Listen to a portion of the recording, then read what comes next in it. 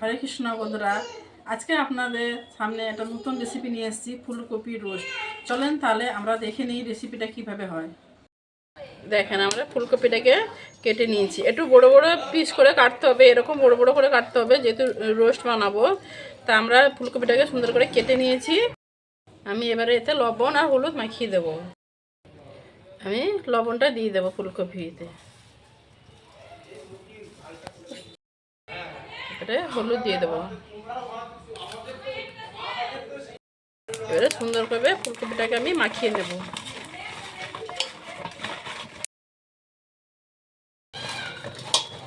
মাখানো হয়ে গেছে, এবার আমি কড়াটা বসিয়ে দেবো।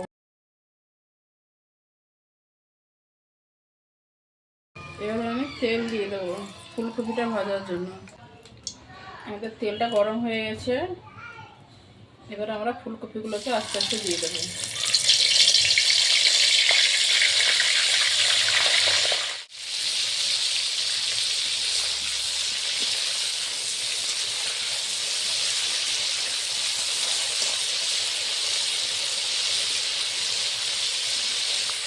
ফুল দিয়ে সুন্দর লাল লাল করে আমরা ভেজে নিয়েছি, এবারে তুলে নেব।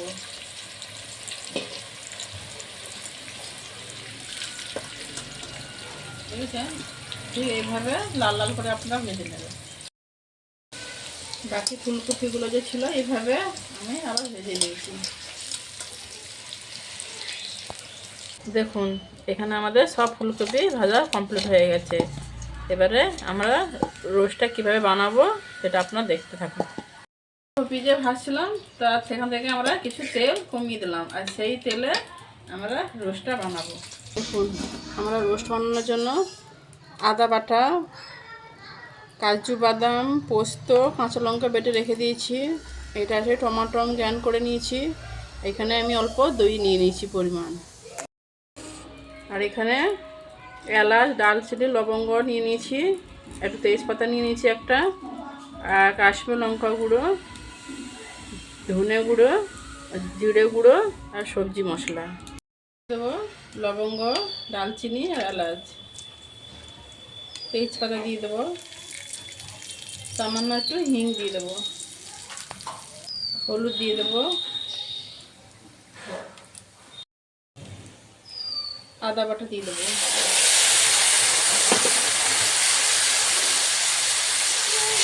যেহেতু আমি আগে হলুদটা দিলাম কেন, যাতে আদাটা দিলে আর ছিটকাবে না, সেজন্য আগে হলুদটা দিয়ে দিলাম।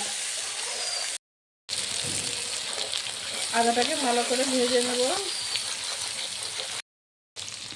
আদাটা ভাজা ভাজা হয়ে গেছে। তারপরে এই কাজু বাদাম বাটা, পোস্ত আর লঙ্কা বাটা আছে, একসাথে দিয়ে দেবো।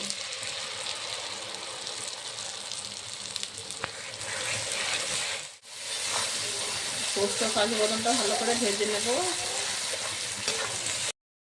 তারপরে এই মশলাগুলো যে সব দিয়ে দেবো।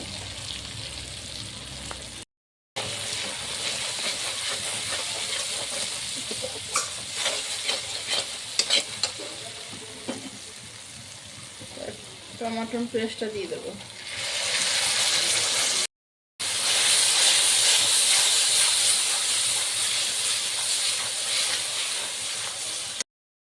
ফুলকপিতে লবণ দেওয়া আছে, পরিমাণ মতন লবণ দিয়ে দিলাম।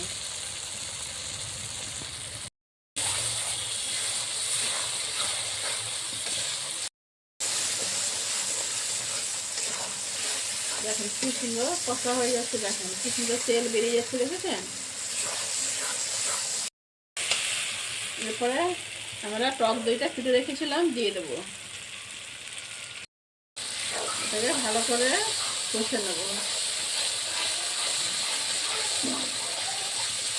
দেখেছেন দইটা দেওয়ার পরে কি সুন্দর কালার একটা এসেছিল।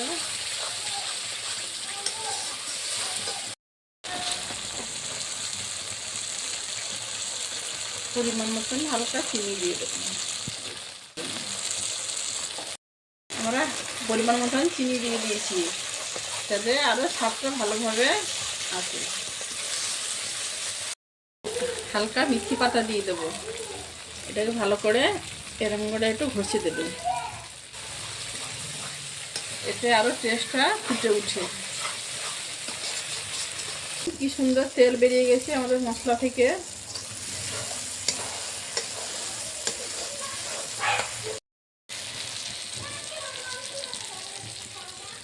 এরপরে আমরা ফুলকপিগুলো যে ভেজে রেখেছিলাম ওইগুলো ওতে আমরা দিয়ে দেবো,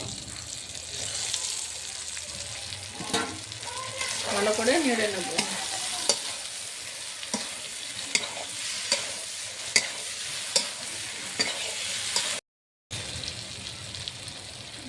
পরিমাণ মতন জল দেব, জলটা দিয়ে ভালো করে নেড়ে নিলাম।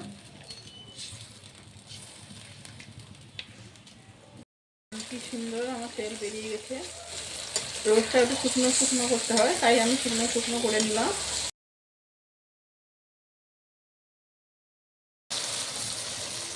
কি সুন্দর আমার রোস্ট হয়ে গেছে। আপনারা বাড়িতে বানিয়ে ট্রাই করে দেখবেন।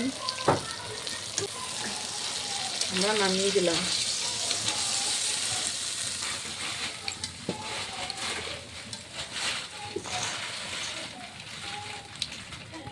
আমরা ধনে পাতা দিয়ে দিলাম। সাথে সাথে আমাদের ফুলকপির রোস্ট তৈরি হয়ে গেছে। আপনাদের পুরো ভিডিওটা দেখবেন, যদি ভালো লাগে তাহলে শেয়ার করে দেবেন বন্ধুদের, এবং লাইক, ফলো এবং কমেন্ট করে দেবেন। হরে কৃষ্ণ।